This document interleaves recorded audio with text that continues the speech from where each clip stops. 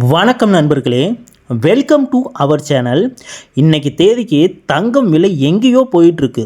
ஒரு பவுன் தங்கம் வாங்குறதுங்கிறது நம்மளை மாதிரி நடுத்தர குடும்பத்துக்கு ஒரு பெரிய கனவாக மாறிட்டு வருது. இப்படிப்பட்ட சூழலில் தங்கம் எங்கேயாவது மலிவாக கிடைக்குமா, இல்லை நாமளே தங்கம் தயாரிக்க முடியுமா அப்படின்னு யாராவது சொன்னால் நமக்கு எவ்வளோ ஆச்சரியமாக இருக்கும். சமீபத்தில் சமூக வலைதளங்களில் ஒரு நியூஸ் காட்டு தீயாக பரவிட்டுருக்கு. ஒரு சீன இளைஞர் நாம் குப்பையில் தூக்கி போடுற பழைய சிம் கார்டுகள் மூலமாக மட்டுமே பார்த்திங்கன்னா லட்சக்கணக்கில் சம்பாதிச்சிருக்காரு. சும்மா 1000மோ 2000மோ இல்லைங்க, கிட்டத்தட்ட 26 லட்சம் ரூபா. இந்த ஃபோட்டோவை பாருங்கள். பழைய சிம் கார்டுகளில் தங்கம். இதை பார்த்த உடனே நிறைய பேருக்கு வீட்டில் இருக்கிற பழைய நோக்கியா ஃபோன் ஞாபகம் வந்திருக்கும், பழைய சிம் கார்டு ஞாபகம் வந்திருக்கும். நிஜமாகவே சிம் கார்டில் தங்கம் இருக்கா? அப்படி இருந்தால் நாம் ஏன் இவ்வளோ நாளாக இது தெரியாமல் குப்பையில் போட்டுட்டு இருக்கோம்? இதை நம்பி நாமளே வீட்டில் ட்ரை பண்ணலாமா? இதில் இருக்கிற அறிவியல் என்ன, ஆபத்து என்ன? இன்றைக்கி வீடியோவில் சும்மா மேலோட்டமாக பார்க்காம ஒரு சயின்டிஃபிக் அலசல் பண்ண போகிறோம். வீடியோவை ஸ்கிப் பண்ணாமல் கடைசி வரைக்கும் பாருங்கள், பல உண்மைகள் காத்துட்டு இருக்குது. முதல்ல இந்த சம்பவத்தோட பின்னணியை தெளிவாக பார்த்துடுவோம். சீனாவை சேர்ந்த கியாவோ அப்படிங்கிற ஒரு நபர் ஒரு வித்தியாசமான ஐடியாவோட களத்தில் இறங்கினார். பொதுவாக நம்ம எலக்ட்ரானிக் கழிவுகள்னு சொல்கிற பழைய ஃபோன், சார்ஜர், சிம் கார்டு இதெல்லாம் பார்த்திங்கன்னா வீணான குப்பைன்னு நம்ம நினைப்போம். ஆனால் இவர் அதை கருப்பு தங்கம்னு நினச்சிருக்காரு. இவர் என்ன பண்ணார்னா, ஆயிரக்கணக்கில் ஏன் லட்சக்கணக்கில் இருக்கிற பழைய சிம் கார்டுகளை சேகரித்தார். அதை பெரிய பெரிய ரசாயன தொட்டிகளில் போட்டு பலகட்ட சுத்திகரிப்பு முறைகளை செஞ்சு கடைசியாக அதில் இருந்து சுத்தமான தங்கத்தை பிரித்து எடுத்திருக்காரு. அவருக்கு கிடைத்த மொத்த தங்கம் எவ்வளோ என்று தெரியுமா? 191 கிராம். இன்றைக்கி இருக்கிற மார்க்கெட் ரேட் படி இதோட மதிப்பு சுமார் 26 லட்சம் ரூபாய். கேட்கும்போதே அட இது நல்ல பிஸ்னஸ் மாதிரி இருக்கேன்னு தோணுதில்ல? ஆனால் கியாவோ கடைசியாக சொன்ன விஷயந்தான் இதில் ஹைலைட்டு. என்ன சொன்னார் என்பது பற்றிய முழு விவரங்கள் கடைசியில் சொல்லியிருக்கேன். அதுக்கு முன்னாடி முதல்ல சிம் கார்டுக்குள்ளார தங்கம் எதுக்கு இருக்குன்னு பார்ப்போம். நிறைய பேருக்கு ஒரு டவுட் இருக்கும், தங்கத்தோட விலையோ தாறுமாறாக இருக்குது, இதில் எதுக்கு 50 ரூபாய் சிம் கார்டில் தங்கத்தை பூசணும் அப்படின்னு. இதுக்கு பின்னாடி ஒரு முக்கிய அறிவியல் காரணம் இருக்குது. எலக்ட்ரானிக்ஸ் உலகத்தில் மின்சாரத்தை கடத்துறதுல தங்கம் ஒரு ராஜா. வெள்ளி இன்னும் சிறப்பாக கடத்தணும்னு சொன்னாலும் தங்கம் தான் பெஸ்ட்டு. ஏன் என்று கேட்குறீங்களா? இரும்பு அல்லது செம்பு காற்றுல பட்டால் கருத்து போகும், அல்லது துருப்பிடிக்கும்.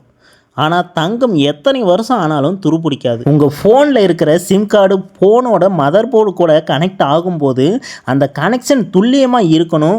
ஒருவேளை அந்த சிம் கார்டு துருப்பிடிச்சி போச்சுன்னா உங்களுக்கு சிக்னல் கிடைக்காது, கால் போகாது. இதனால தான் அந்த சிம் கார்டு மேலே மிக மெல்லிய அளவு தங்கம் மூலம் பூசுகிறாங்க. சிம் கார்டு மட்டும் இல்லைங்க, உங்கள் கம்ப்யூட்டரில் இருக்கிற ரேமு, மதர் போர்டு பின்னு, ஏன் சேட்டலைட்டு உதிரிபாகங்களுக்கு கூட இந்த தங்கம் பயன்படுத்துகிறாங்க. ஸோ தங்கம் இருக்கிறது 100% உண்மை. சரி, தங்கம் இருக்குன்னு தெரிஞ்சு போச்சு. இதை எப்படி வெளியே எடுக்கிறாங்கிறது பார்க்கலாமா? கியாவோ பண்ண அந்த ப்ராசஸ் என்ன? இதை நான் ஒரு எஜுகேஷன் நோக்கத்துக்காக மட்டும்தான் சொல்கிறேன். இதை யாரும் வீட்டில் ட்ரை பண்ண வேண்டாம். பொதுவாக எலக்ட்ரானிக் கழிவுகளில் இருக்கிற தங்கம் எடுக்க 3 முக்கிய படிகள் இருக்குது. அதில் ஃபர்ஸ்ட் ஒன் பார்த்திங்கன்னா பிரித்தல், செகண்ட் ஒன் வீழ்படிவாக்கல், தேர்ட் ஒன் உருகுதல். அதாவது ஃபர்ஸ்ட் ஒன்னில் என்ன பண்ணுறாங்கன்னா, முதல்ல சிம் கார்டில் இருக்கிற பிளாஸ்டிக் பகுதியை நீக்கிட்டு அதில் பார்த்திங்கன்னா கோல்டு நிறத்தில் இருக்கிற உலோக பகுதியை மட்டும் தனியாக வெட்டி எடுப்பாங்க. அடுத்ததாக இங்கே தான் ஆபத்து ஆரம்பிக்குது. இந்த உலோக துண்டுகளை ராஜத்ராவகம், அதாவது ராஜத்ராவகம் என்பது என்னென்னா அக்வா ரீஜியான்னு சொல்லுவாங்க. அதாவது இது ஒரு பயங்கரமான ஆசிட் கலவையில் போடுவாங்க. இது ஹைட்ரோக்ளோரிக் ஆசிட் மற்றும் நைட்ரிக் ஆசிட் கலந்த கலவையாகும். இதை தங்கத்தையே கரைக்கக்கூடிய சக்தி வாய்ந்தது. அடுத்ததாக பார்த்தீங்கன்னா ஆசிட்டில் கரைஞ்ச தங்கத்தை திரும்பவும் சாலிட் ஸ்டேட்டாக கன்வெர்ட் பண்ணுறதுக்கு என்ன பண்ணுவாங்கன்னா, சோடியம் மெட்டாபை சல்ஃபைட்டு மாதிரியான சில பவுடர்களை போடுவாங்க. அப்போ பார்த்தீங்கன்னா தங்கம் மட்டும் மணல் மாதிரி அடியில் தங்கிவிடும். கடைசியாக என்ன பண்ணுவாங்கன்னா, அந்த துகள்களை 1000 டிகிரி செல்சியஸுக்கு மேலே சூடுபடுத்தி தங்க கட்டியாக மாற்றிடுவாங்க. கேட்க ஈஸியாக இருக்குல்ல? ஆனால் இதில் இருக்கிற கணக்கு வழக்குகளை பார்த்தா தலை சுற்றிடும். இப்போது ஒரு முக்கியமான கேள்வி, என்கிட்ட ஒரு 50 ரூபாய் பழைய சிம் கார்டு இருக்குது, அதை வச்சு நான் பணக்காரனாக ஆகிடலாமா? வாங்க ஒரு சின்ன கணக்கு போட்டு பார்ப்போம். ஒரு சிம் கார்டில் இருக்கிற தங்கத்தோட அளவு எவ்வளோ தெரியுமா? சில மைக்ரோ கிராம்கள் தான் இருக்கும். தோராயமாக சொல்லணும்னா 1 கிராம் தங்கம் எடுக்க உங்களுக்கு குறைஞ்சது 2000 முதல் 4000 சிம் கார்டுகள் தேவைப்படும். யோசிச்சு பாருங்கள், 2000 சிம் கார்டில் நீங்கள் எங்கே போய் சேர்ப்பீங்க? அப்படியே சேர்த்தாலும் அதை கரைக்க தேவைப்படுற ஆசிட் விலை, பாதுகாப்பு உபகரணங்கள் விலை, கேஸ் சிலிண்டர் செலவு, உங்கள் உழைப்பு எல்லாத்தையும் கணக்கு போட்டால் உங்களுக்கு கிடைக்கிற தங்கத்தோட விலையை விட செலவு 10 மடங்காக அதிகமாக இருக்கும். அந்த சீன நபர் கியாவோ என்ன பண்ணார்னா, லட்சக்கணக்கில் சிம் கார்டை ரீசைக்கிளிங் சென்டர்கள் மூலமாக பல்காக வாங்கியிருக்காரு. அதனால் அவருக்கு அது ஒர்க் அவுட் ஆணுச்சு. தனிநபராக இதை செய்ய நினச்சிங்கன்னா கையில் இருக்கிற காசு தான் கரையுமே தவிர தங்கம் கிடைக்காது. லாபம் வராதுங்கிறது ஒரு பக்கம் இருக்கட்டும், ஆனால் இது ஏன் செய்யவே கூடாதுன்னு சொல்கிறேன்னா இதில் இருக்கக்கூடிய ஆபத்து. ராஜ திரவாகத்தில் சிம் கார்டு போடும்போது செம்பழுப்பு நிறத்தில் நைட்ரஜன் டை ஆக்சைடுங்கிற ஒரு ஸ்மோக் ரிலீஸ் ஆகும். இந்த ஸ்மோக்கை நம்ம சுவாசித்தோம்னா நுரையீரல் வீங்கிடும். அது மட்டும் இல்லாமல் நிரந்தரமான சுவாச கோளாறு ஏற்படும். சில நேரங்களில் மரணம் கூட நமக்கு ஏற்படலாம். அது மட்டும் இல்லாமல் இந்த ஆசிட் நம்ம உடம்புல பட்டுதுன்னா தோலை அரித்து எலும்பு வரைக்கும் போயிடும். மேலும் தங்கத்தை எடுத்துட்டு மிச்சம் இருக்கிற அந்த ஆசிட்டு கழிவை எங்கே ஊற்றுவீங்க? சிங்கில் ஊற்றுனா பைப்பு அரிச்சிடும், வெளியே ஊற்றுனா மண் நாசமாக போயிடும். கியாவோ இதை செஞ்சப்போ என்ன பண்ணார்னா, அவர் முழு உடல் கவச உடை, கேஸ் மாஸ்க் மற்றும் காற்றை சுத்திகரிக்கிற பிரத்யேக லேப் வச்சுருந்தார்.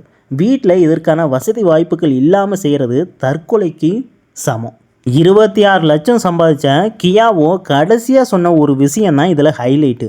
அதாவது என்ன சொன்னார்னா, தயவு செய்து இதை யாரையும் வீட்டில் முயற்சி பண்ணாதீங்க, இது உயிருக்கே ஆபத்துன்னு சொல்லியிருக்காரு. எனவே இதை யாரும் வீட்டில் ட்ரை பண்ணாதீங்க. ஸோ ஃபைனலாக என்ன சொல்ல வரேன்னா, குப்பையில் தங்கம் இருக்கிறது உண்மைதான், ஆனால் அது புதையல் கிடையாது. அதை பிரித்து எடுக்கிறது ஒரு பெரிய தொழிற்சாலை முறை. சமூக வலைத்தளங்களில் வர வீடியோக்களை பார்த்துட்டு வீட்டில் ஆசிட் வாங்கி சோதனை செஞ்சு பார்க்காதீங்க. அது உங்களுக்கு மட்டும் இல்லை, உங்கள் வீட்டில் இருக்கிற மற்றவங்களுக்கும் பேர் ஆபத்து. எனவே நம்மக்கிட்ட பழைய எலக்ட்ரானிக் பொருட்கள், அதாவது வேஸ்டான பழைய எலக்ட்ரானிக் பொருட்கள் இருந்தால் அதை குப்பையில் வீசாமல் முறையான வேஸ்ட் ரீசைக்கிளிங் சென்டரில் கொடுக்கணும். அதுதான் புத்திசாலித்தனம். இந்த வீடியோ உங்களுக்கு தெளிவான புரிதலை கொடுத்துருக்குன்னு நம்புகிறேன். இந்த தகவல் உங்களுக்கு பிடிச்சிருந்தால் மறக்காமல் லைக் பண்ணுங்கள். உங்கள் ஃப்ரெண்ட்ஸ் யாராவது பழைய சிம் கார்டு இருக்கான்னு கேட்டால் அவங்களுக்கு இந்த வீடியோவை ஷேர் பண்ணுங்கள். இதே மாதிரி பயனுள்ள சுவாரஸ்யமான தகவல்களுக்கு நம்ம சேனலை சப்ஸ்கிரைப் பண்ணுங்கள். அடுத்த வீடியோவில் சந்திப்போம். நன்றி, வணக்கம்.